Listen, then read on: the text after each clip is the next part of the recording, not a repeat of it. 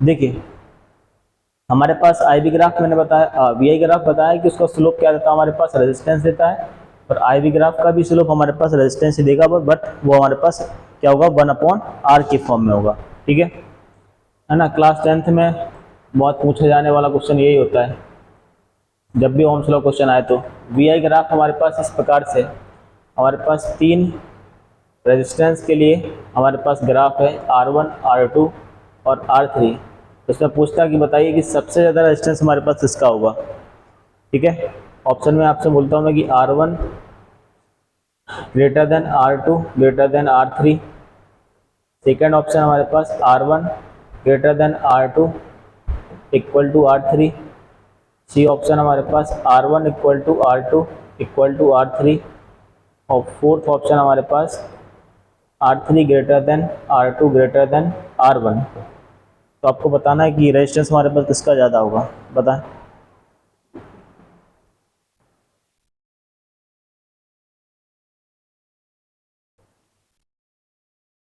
Tenth का question है, तो आपको बताना है कि किसका रेजिस्टेंस ज़्यादा होगा। ये ऑप्शन है आपके पास।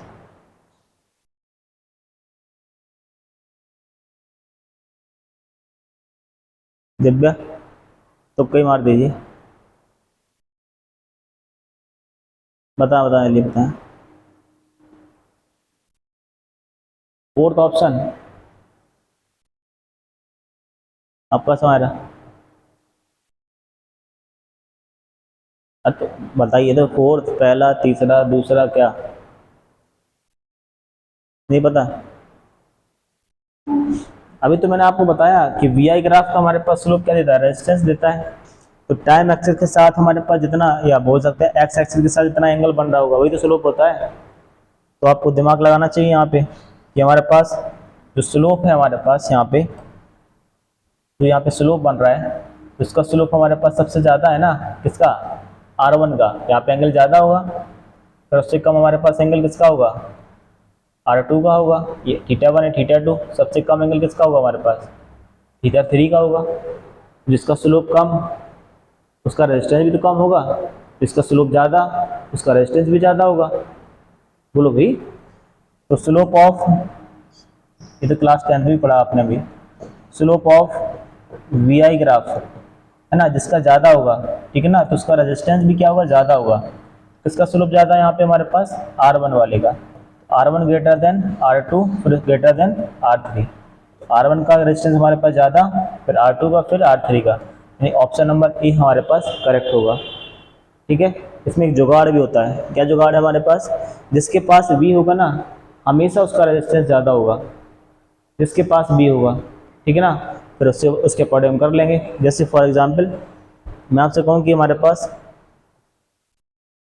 ये ग्राफ है, आपके पास आई वी ग्राफ है ये, ठीक है ना। ये क्वेश्चन आपके पास है R1 R2 और R3। ये R1 है, R2 है, R3। बताना भी किसका स्लोप हमारे, हाँ किसका रेजिस्टेंस ज़्यादा होगा, बताएं।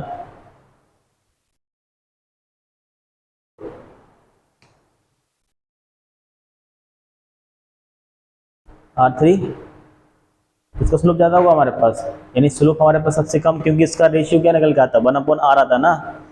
आई वी ग्राफ का जो स्लोप होता है, आई वी ग्राफ का स्लोप क्या होता है हमारे पास, 1/r है ना। तो वैसे वैसे ही छोटा हो गया, ठीक है ना। तो जिसका स्लोप हमने अभी बताया, जिसके पास v उसका रेजिस्टेंस हमेशा ज़्यादा होता है। तो R3 greater than R2 greater than R1।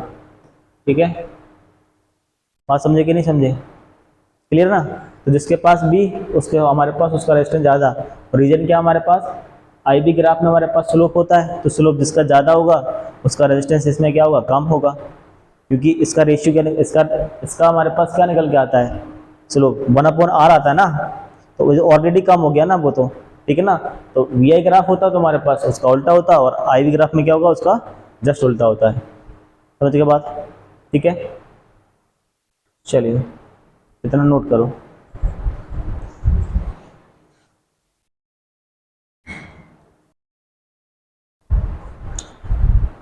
देखिए हमारे पास आगे बढ़ते हैं, ठीक है। एक क्वेश्चन हमारे पास है, लिखिए हमारे पास क्वेश्चन क्या है, लिखिए।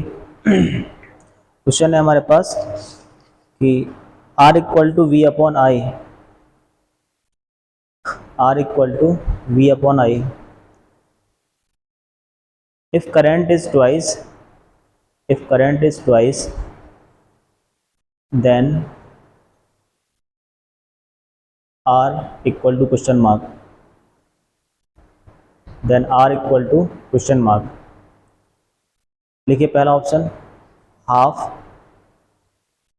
दूसरा ऑप्शन डबल, तीसरा ऑप्शन अनचेंज्ड, अनचेंज्ड, और फोर्थ ऑप्शन कांट से। बताइए, चौथा तो नहीं है कांट से?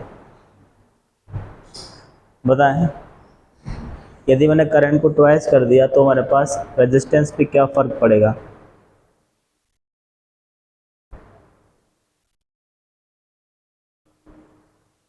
करंट को मैंने ट्वाइस कर दिया तो रेजिस्टेंस पे क्या ही फर्क पड़ेगा? जल्दी बताएं।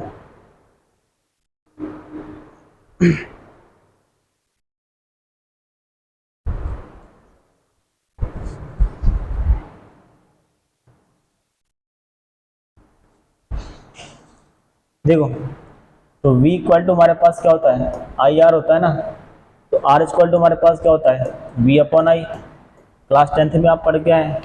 क्या हमारे पास रेजिस्टेंस कभी वोल्टेज या करंट पे डिपेंड करता है क्या? किन बातों पे डिपेंड करता है रेजिस्टेंस? है ना, अभी पढ़ाएंगे भी आपको हमको। लेंथ पे डिपेंड करता है, एरिया पे डिपेंड करता है, टेम्परेचर पे डिपेंड करता है, इन सब बातों पे तो डिपेंड करता है हमारे पास करंट। क्या कभी V पे डिपेंड करता है, कभी I पे डिपेंड करता है क्या? अपने कई लोग सोचते हैं कि I R inversely proportional to I, उसने करंट डबल कर दिया तो हमारे पास रेजिस्टेंस हाफ हो जाएगा, ऐसे सोचने लगते हैं लोग। ठीक है ना, ऐसा नहीं है। ठीक है ना, तो पूछा भी गया हमारे पास क्वेश्चन, ये वाला पूछा गया है। ठीक है ना, तो अनचेंज रहेगा क्योंकि रेजिस्टेंस हमारे पास डिपेंड ही नहीं करता, ना कभी वोल्टेज पे करता है, ना भी हमारे पास करंट पे करता है। किन बातों पर डिपेंड करता है? लेंथ पे, एरिया पे और टेम्परेचर पे डिपेंड करता है। ठीक है, क्लियर है यहाँ तक बात? चलिए अब आगे बढ़ेंगे। अब मैं आपसे कहूँ तीसरा इंपॉर्टेंट पॉइंट हमारे लिए सारे जो हमारे पास है ना, सारे मटेरियल जो हमारे पास होते हैं, सारे मटेरियल्स, ठीक है ना, ओम्स लॉ फॉलो नहीं करते हैं, ओम्स लॉ फॉलो नहीं करते, है ना। सारे जितने भी हमारे पास मटेरियल सभी क्या ओम्स लॉ फॉलो करते हैं क्या? सिर्फ कौन कैसे करते हैं? हमारे पास कंडक्टर्स करते हैं। ठीक है ना, जो हमारे पास करते हैं वो हमारे पास कहलाते हैं क्या? कंडक्टर। और जो नहीं करते वो हमारे पास कहलाते हैं क्या? Semi conductor. ठीक है, तो हमेशा याद रखेंगे आपकी ओम्स लॉ में, है ना, कंडक्टर ही हमारे पास क्या करते हैं? सिर्फ वैलिड होते हैं, ओम्स लॉ को फॉलो करते हैं। तो उनके बीच वी आई ग्राफ अपन बनाते हैं तो हमारे पास क्या मिलता है? सीधे एक स्ट्रेट लाइन। ठीक है ना, तो कंडक्टर में हमारे पास मेटल की बात करते हैं, एल्यूमिनियम, ठीक है ना, गोल्ड, ठीक है, आयरन, कॉपर, ETC, ये सब ओम्स लॉ हमारे पास फॉलो करते हैं। सेमीकंडक्टर की बात करें हमारे पास जैसे डायोड, ठीक है ना, जर्मेनियम, आर्सेनिक, जर्मेनियम आर्सेनिक, ठीक है ना, सिलिकॉन आर्सेनिक, ये सब पढ़ेंगे अपन सेमीकंडक्टर वाले चैप्टर में। ठीक है ना, इनके बीच अगर हम VI ग्राफ खींचते हैं, इनके बीच हमारे पास VI ग्राफ अगर हम बनाते हैं तो हमारे पास ये कभी स्ट्रेट लाइन ही आती है ना, तो ऐसे हमारे पास कर्व लाइन हमारे पास बनती है। ठीक है, कभी भी स्ट्रेट लाइन हमारे पास नहीं बनेगी। इसके बीच में ओम्स लॉ, जब हमारे पास सेमीकंडक्टर्स में हम ओम्स लॉ फॉलो कराते हैं, ठीक है ना, ऐसे कंडक्टर्स या ऐसे मटेरियल्स जो हमारे पास ओम्स लॉ फॉलो करते हैं वो हमारे पास कहलाते हैं ओमिक कंडक्टर। क्या कहलाते हैं? ओमिक कंडक्टर कहलाते हैं। ठीक है, और ऐसे मटेरियल्स जो हमारे पास ओम्स लॉ फॉलो नहीं करते हैं, ठीक है ना, तो ये कंडक्टर्स क्या करते हैं? हमारे पास फॉलो करते हैं, किसको फॉलो करते हैं? ओम्स लॉ को। ठीक है ना, ये हमारे पास ये फॉलो, ठीक है, नहीं करते। किसको नहीं करते भाई? ओम्स लॉ को फॉलो नहीं करते हैं, तो हमारे पास कहलाते हैं ये क्या भाई? Non ohmic conductor. क्या कहलाते हैं? नॉन ओमिक कंडक्टर हमारे पास ये कहलाते हैं। इतनी बात समझ में आई, ठीक है ना। ऐसे मटेरियल्स जो हमारे पास ओम्स लॉ फॉलो करें वो हमारे पास कहलाते हैं क्या, ओमिक कंडक्टर, और जो हमारे पास ओम्स लॉ को फॉलो नहीं करते हैं वो हमारे पास कहलाते हैं क्या, नॉन ओमिक या अनोमिक कंडक्टर भी हम उनको बोलते हैं, लाइक डायोड है ना, जर्मेनियम, आर्सेनिक, ये सब चीज़ें हमारे पास ओम्स लॉ को फॉलो नहीं करती हैं, ठीक है ना। यहाँ पे हमारे पास रेजिस्टेंस वेरी करता है, यहाँ पे हमारे पास रेजिस्टेंस सीधे एक ही बार में कांस्टेंट आता है, सीधे स्ट्रेट लाइन मिलती है हमको, ठीक है। यहाँ पे हमारे पास हर जगह वेरी करेगा, क्लियर। तो वो अपन पढ़ेंगे कहाँ पर, सेमी कंडक्टर में, नोट करो तो। देखिए तो अभी हमने ओम्स लॉ, ये हमारे पास 4th नंबर पॉइंट है, ओम्स लॉ पढ़ा, V इक्वल टू हमारे पास IR, ठीक है। तो बेसिकली आप जानते हैं कि हमारे पास जो वोल्टेज होता है, वोल्टेज हमारे पास कौन सी क्वांटिटी है, स्केलर है वेक्टर क्वांटिटी है, वोल्टेज हमारे पास स्केलर है वेक्टर क्वांटिटी, वेक्टर क्वांटिटी है, स्केलर, आपको बताया ना स्केलर है तभी तो आसान है ये क्या है हमारे पास स्केलर क्वांटिटी, सीधे डायरेक्ट ऐड कर देते अपन, net voltage V1 plus V2 plus V3 and so on. और करंट हमारे पास कौन सी क्वांटिटी है, ये भी हमारे पास स्केलर क्वांटिटी है कि नहीं, ठीक है। और R भी हमारे पास क्या है, एक कांस्टेंट होता है, R क्या है हमारे पास, एक कांस्टेंट है, प्रोपोर्शनल भी कांस्टेंट है ना, V directly proportional to I, तो प्रपोजिट साइन हटाएंगे हमारे पास क्या आता है, R आता है, ठीक है। अगर एक चीज आपको सेकंड चैप्टर का याद हो कि E इक्वल टू हमारे पास क्या होता था, V अपॉन L, या E इक्वल टू हमारे पास माइनस का dB अपॉन dr, याद है क्या। हमने आपको बताया था कि जहाँ पे वोल्टेज होगा वहीं पे हमारे पास इलेक्ट्रिक फील्ड होती है, इलेक्ट्रिक फील्ड हमारे पास कहाँ पे बनती है, हाई पोटेंशियल से लो पोटेंशियल। तो बोल सकते हैं हमारे पास वोल्टेज की वजह से ही, वोल्टेज की वजह से क्या आता है हमारे पास, इलेक्ट्रिक फील्ड आती है, ठीक है ना। और करंट की वजह से, है ना, करंट स्केलर क्वांटिटी है हमारे पास, करंट की वजह, ठीक है ना, करंट की वजह से हमारे पास क्या आती है, चार्ज डेंसिटी आती है, क्या आती है, यानी जहाँ पे हमारे पास वोल्टेज होगा वहाँ पे इलेक्ट्रिक फील्ड होगी, और जहाँ पे हमारे पास करंट होगा वहाँ पे हमारे पास चार्ज डेंसिटी होगी, ठीक है ना। इतनी बात समझ में आई, यानी जहाँ पे अगर वोल्टेज नहीं है तो वहाँ पे इलेक्ट्रिक फील्ड हो ही नहीं सकती है, और जहाँ पे करंट नहीं है वहाँ पे हमारे पास चार्ज डेंसिटी हो ही सकती है। चार्ज डेंसिटी क्या होता है, चार्ज डेंसिटी हमारे पास कितना करंट पास हुआ परपेंडिकुलर टू द सरफेस, है ना। तो I equal to J equal to में क्या बताया था, I अपॉन A, फिर I इक्वल टू क्या बताया था हमने पास, J cos थीटा करके बताया था कि नहीं, ठीक है। अब आगे बढ़ते हैं, हमने फॉर्मूला पढ़ा था, क्या फॉर्मूला पढ़ा था, I equal to NEA VD, ये पढ़ा था ना हमने, वीणा से याद किया था हमने, ठीक है। करंट और हमारे पास ये ड्रिफ्ट वेलोसिटी के बीच रिलेशन होता है, क्लियर। तो I इक्वल टू क्या होता है हमारे पास, NEA VD। फिर आपको मैंने बताया था कि VD का जो हमारे पास फॉर्मूला होता है E into E upon M into tau, यही होता था ना, यहाँ पे पुट करो। I इक्वल टू हमारे पास क्या होगा, NEA E इंटू ई टाउ अपॉन एम, तो हमारे पास E और E मिलके क्या बन जाएगा, E स्क्वायर बन जाएगा। तो I इक्वल टू हमारे पास क्या होगा, NE square A E tau upon M. अगर हम इसको A को स्टेप नीचे लेता है तो I upon A equal to क्या होगा, NE square E tau upon M, होगा कि नहीं होगा, होगा ना। तो यही तुम्हारे पास क्या लिखा है, करंट डेंसिटी, क्या लिखा है हमारे पास, करंट डेंसिटी। तो J वेक्टर इक्वल टू क्या होगा, NE square tau upon M, और इसको इलेक्ट्रिक फील्ड को हमारे पास बाहर निकाल लेते हैं, क्या निकाल लेते हैं, हमारे पास इलेक्ट्रिक फील्ड को बाहर निकाल लेते हैं, ठीक है ना।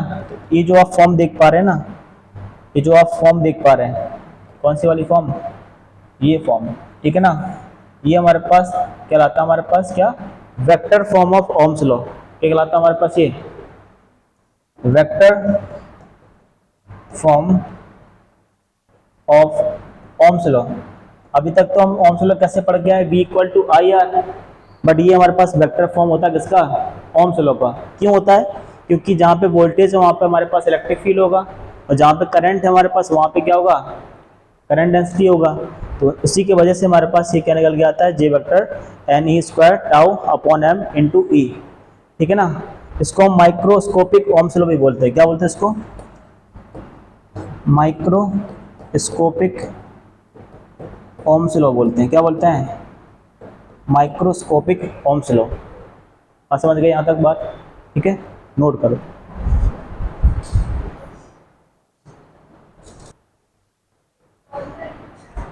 फॉर्मूला नहीं बताया? अच्छा,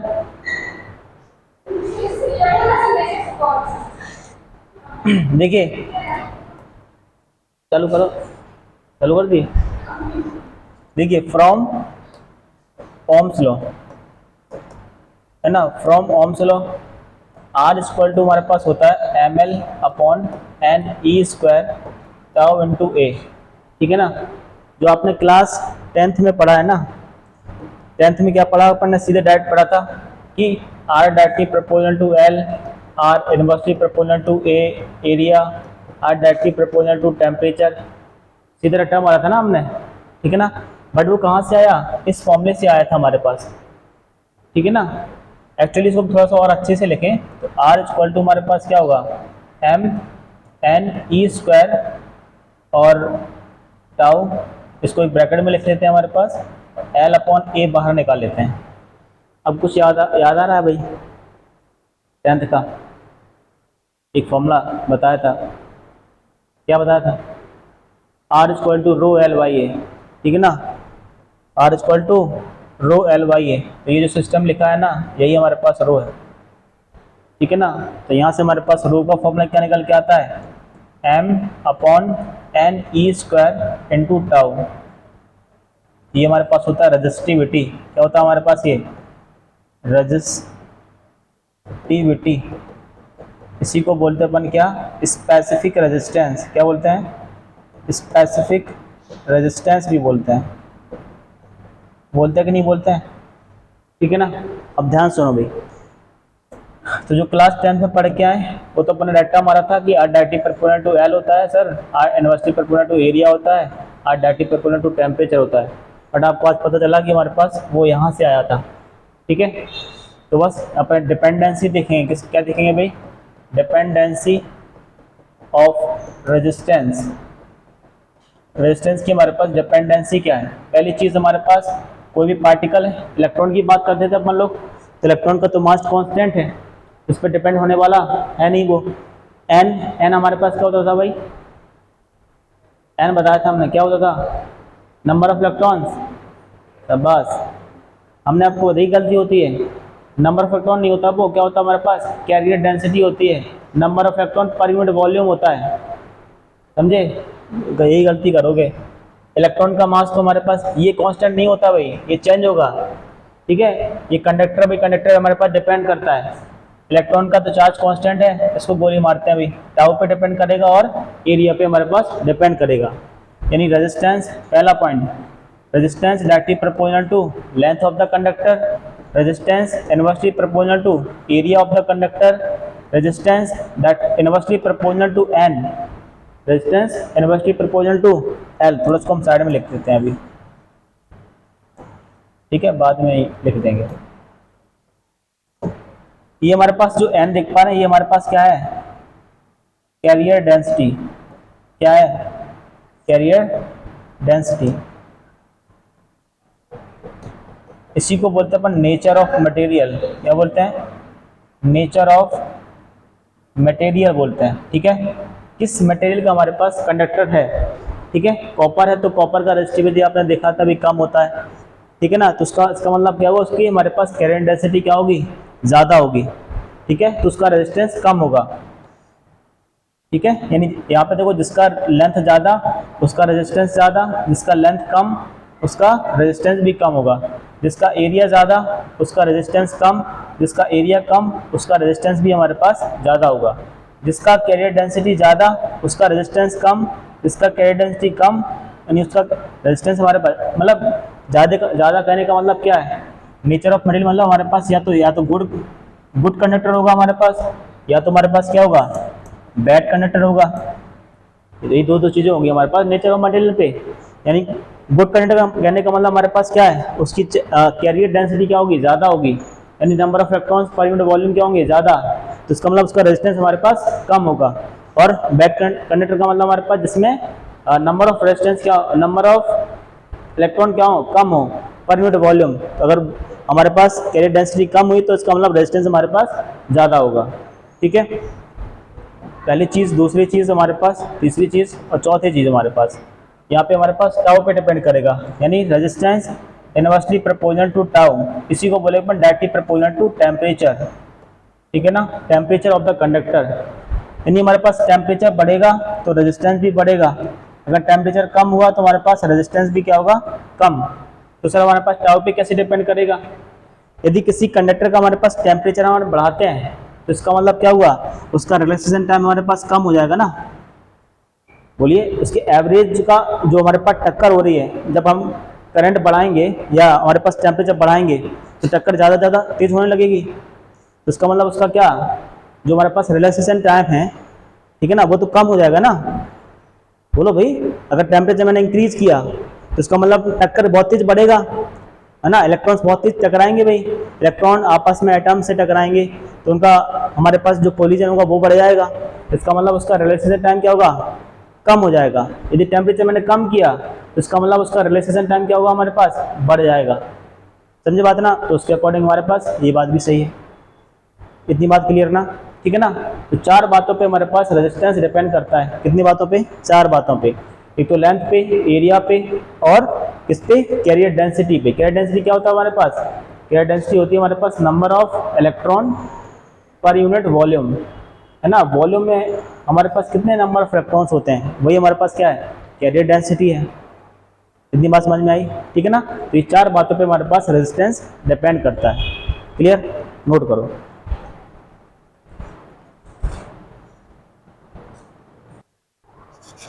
देखिए, स्पेसिफिक रेजिस्टेंस या रेजिस्टिविटी की बात करें, अभी मैंने आपको फॉर्मूला बताया R इक्वल टू M, और ये हमारे पास NE स्क्वायर टाउ, ठीक है, और L अपॉन A, ठीक है ना। तो हमारे पास रेजिस्टेंस का फॉर्मूला यहाँ से निकल के आता है R equal to rho L by A, ठीक है ना। यही हमारे पास क्या है, रेजिस्टिविटी होती थी, ठीक है। तो यदि मैं इसको डिफाइन ऐसे करना होता कि हमारे पास कोई कंडक्टर है, ठीक है, कोई हमारे पास कंडक्टर मान लेते हैं, ठीक है, ये हमारे पास कंडक्टर है, ठीक है, सिलेंड्रिकल कंडक्टर लेके चल रहे हैं अभी हम। इसका जो हमारे पास एरिया ऑफ क्रॉस सेक्शन है वो कितना हमारे पास 1 मीटर स्क्वायर ले लें, ठीक है ना। इसका लेंथ हमारे पास कितना ले लें, इसका लेंथ 1 मीटर ले लें, ठीक है। तो इससे हमारे पास जितना भी करंट हमारे पास पास हो रहा होगा, जितना भी हमारे पास करंट इसमें पास होता है वो भी perpendicular to the area of cross section. जितना भी हमारे पास करंट पास होगा क्या भाई, वो भी हमारे पास दोनों एरिया क्रॉस सेक्शन के परपेंडिकुलर जो भी करंट पास होता है, जितना भी हमारे पास रेजिस्टेंस ऑफर्ड होगा, ठीक है। ऐसा मान लेते हैं कि हमारे पास कोई ऐसा कंडक्टर है, ठीक है, जिसका लेंथ हमारे पास कितना हो, 1 मीटर हो, और उसका एरिया ऑफ क्रॉस सेक्शन कितना हो हमारे पास 1 मीटर स्क्वायर हो। यहाँ पे पुट करो हमारे पास, तो रेजिस्टेंस इक्वल टू क्या निकल के आएगा, रो निकल के आता है। क्या आता है हमारे पास, रो। तो बोलेंगे एक ऐसा रेजिस्टेंस, ठीक है, जिसका लेंथ हमारे पास ऐसा कंडक्टर जिसका लेंथ हमारे पास 1 मीटर हो और एरिया ऑफ क्रॉस सेक्शन कितना हो हमारे पास 1 मीटर स्क्वायर हो।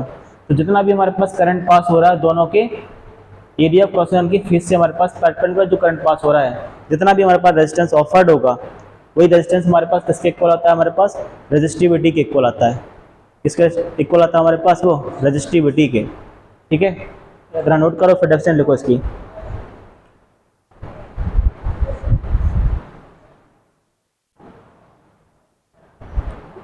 लिखो उसका डेफिनेशन लिखो,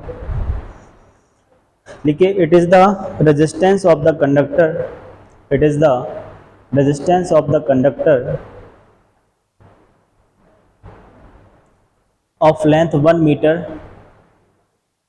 of length 1 meter and area of cross section 1 meter square, and area of cross section 1 meter square।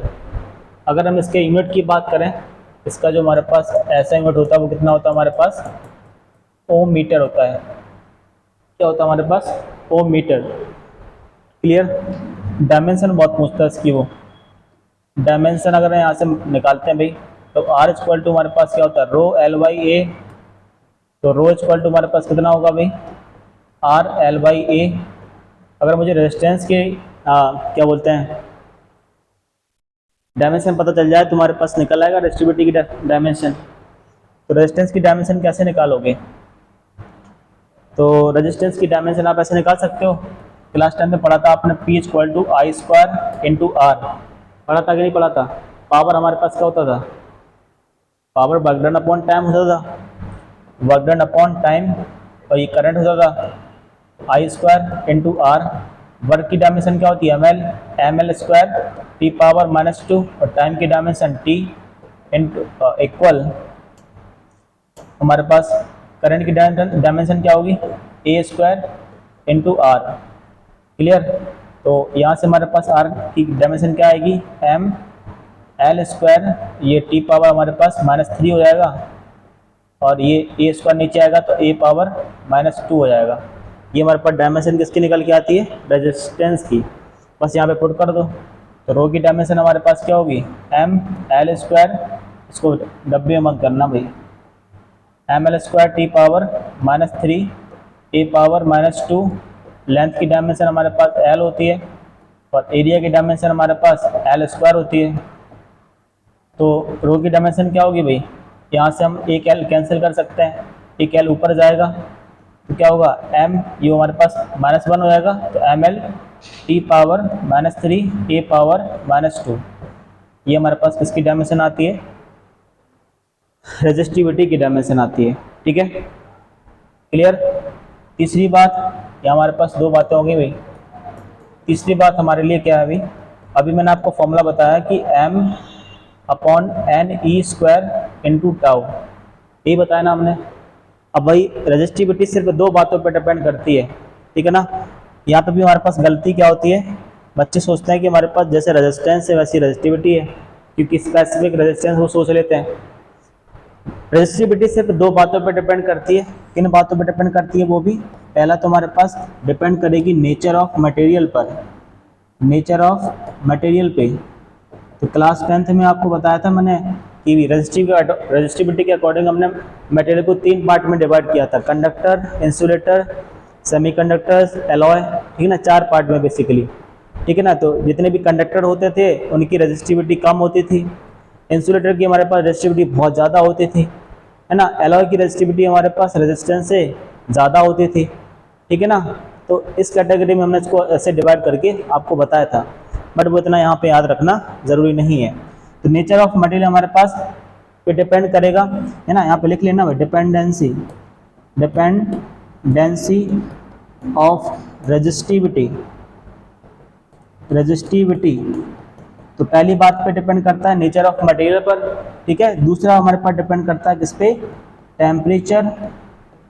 Temperature of conductor पर। कंडक्टर हमारे पास टेम्परेचर क्या है, इस बात पे हमारे पास डिपेंड करेगा, ठीक है।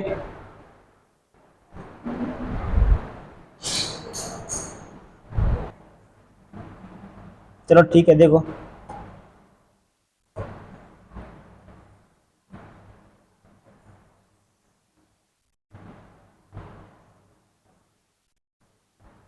तो यहाँ से रोज इक्वल टू हमारे पास क्या आएगा? RA/L। चालू करो एक बार, चालू कर दिए। देखिए यहाँ पे भाई थोड़ा गलती हो गया था हमारे पास, यहाँ पे क्रॉस मल्टीप्लिकेशन में, है ना, करेक्ट करेंगे हमारे पास। तो यहाँ पे रोज इक्वल टू हमारे पास R कितना है हमारे पास? ml square T power -3 A power -2, और ये हमारे पास L स्क्वायर होगा अपॉन L होगा, ठीक है। तो एक L से हमारे पास एक L कैंसिल हो जाएगा, क्लियर। तो बचेगा हमारे पास रेजिस्टिविटी का ml³ T power -3 A power -2। ये हमारे पास डायमेंशन निकल के आती है किसकी? रेजिस्टिविटी की, क्लियर।